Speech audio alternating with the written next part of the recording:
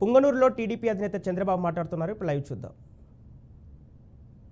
ఈ ఊర్లోనే ఆవులాపల్లి రిజర్వాయర్ అనుమతులు ఉన్నాయా తమ్ముళ్ళు?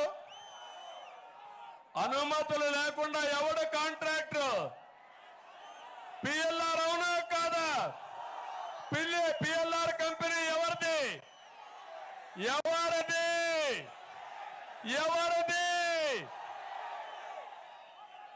అంటే పాప రైతుల పొట్టగొట్టి ఈ వ్యక్తి వాళ్ళ ఊర్లో నుంచి తరిమేయాలని.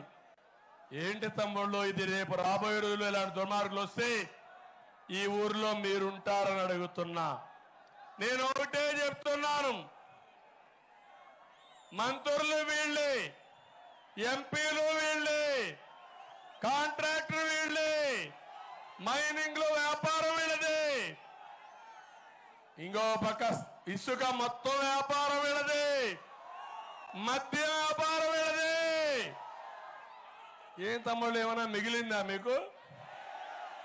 ఊట్ చేశాడు తమ్ముళ్ళు. మీకు ఆశ్చర్యం వేస్తుంది, 30,000 కోట్ల రూపాయలు అవినీతితో సంపాదించిన దుర్మార్గుడు ఈ పాపాల పెద్దిరెడ్డి. నా నియోజకవర్గంలో గ్రనైట్లన్నీ కొట్టేసిన దుర్మార్గుడు ఇతను. మీరు ఒకటే గుర్తుపెట్టుకోవాలి, కడాన పవర్ మినిస్టర్ కూడా. ఈ తమిళలో కరెంట్ వస్తా ఉందా? ఇప్పుడు రేట్లు పెరిగాయా లేదా? దీనికి అంతటి కారణం ఇతను చేసిన పనులు. ఒక పక్క అవినీతి, పుంగనూరులో దాడులు జరగని రోజు లేదు, అక్రమ కేసులు పెట్టని రోజు లేదు, అరెస్టు జరగని రోజు లేదు, వేల మంది మీద కేసులు పెట్టే పరిస్థితికి వచ్చారు. తమ్ముళ్ళు ఇప్పుడే రమేష్ రెడ్డి అక్రమ కేసులో అరెస్ట్ అయిన చౌడేపల్లి మండల పార్టీ అధ్యక్షుడు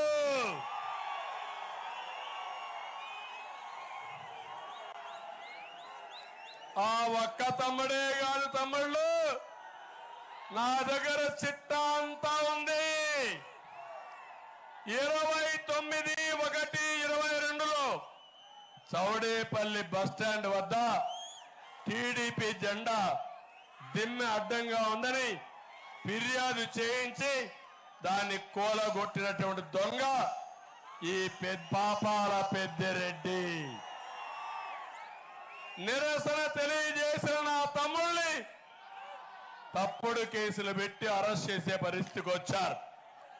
1/4/22 సదరు మండలంలో టీడీపీ నేత, కీలక నేత రాజారెడ్డిని కిడ్నాప్ చేసి కాళ్ళు చితక కొట్టేస్తే నేను చిత్తూరు హాస్పిటల్లో ఉండి ఆర్థిక సహాయం కూడా చేసి నేను చూసి వచ్చాను తమ్ముళ్ళు. అంటే ఎంత అరాచకమో మీరు చూడండి.